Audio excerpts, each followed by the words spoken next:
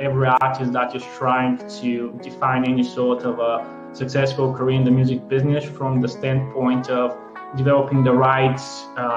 approach, the right mental approach, and developing the right resilience and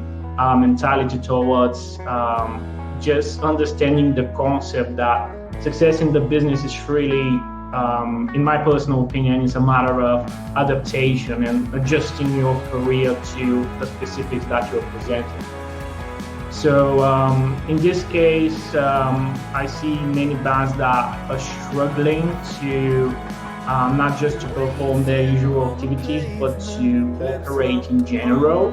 But I think that this sort of confusion is a great indication that this sort of participants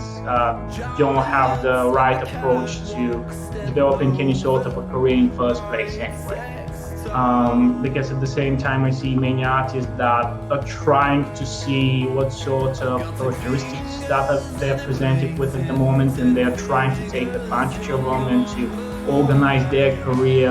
in a very adjustable way, which I think is, again, the right approach. Obviously, I think the digital aspect of the industry is maybe the only one that is,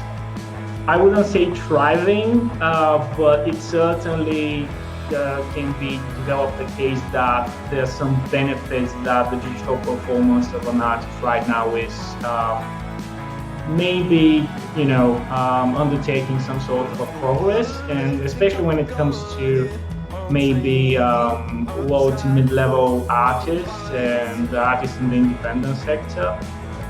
But it's definitely very difficult to provide any sort of a general overview, just because things are changing every single day. So us as a professionals, as people who are mentoring bands, and as people whose main responsibility is to navigate artists in the right direction,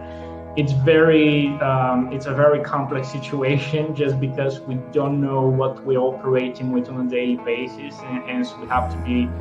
very flexible and to make educated guesses pretty much all the time, rather than establishing our decisions on facts. So it's a ever progressing situation at the moment, and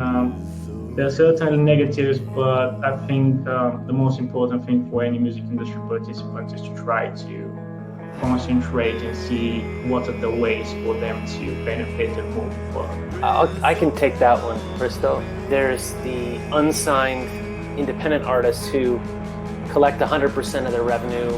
maybe some distribution fee to a few third parties, but for the most part, they collect the bulk of the money that they earn. Another part, a large part of the music industry is made up of signed artists that are with either major labels or labels or publishers, and they've given up a large percentage of their music. So the revenue stream for those artists, even though they're doing a greater volume and there's greater money out there in general, because there's less releases, there's less marketing of those releases, people are putting the brakes on and waiting for this to get over before they release. But I'm mostly concerned now with independent, unsigned, developing artists. So I'd like to speak to what they can do, because I feel like that's it's not served by the major media, and most people are, when they say musicians, they're thinking of the bigger pop musicians, and I think, at least the articles that I read.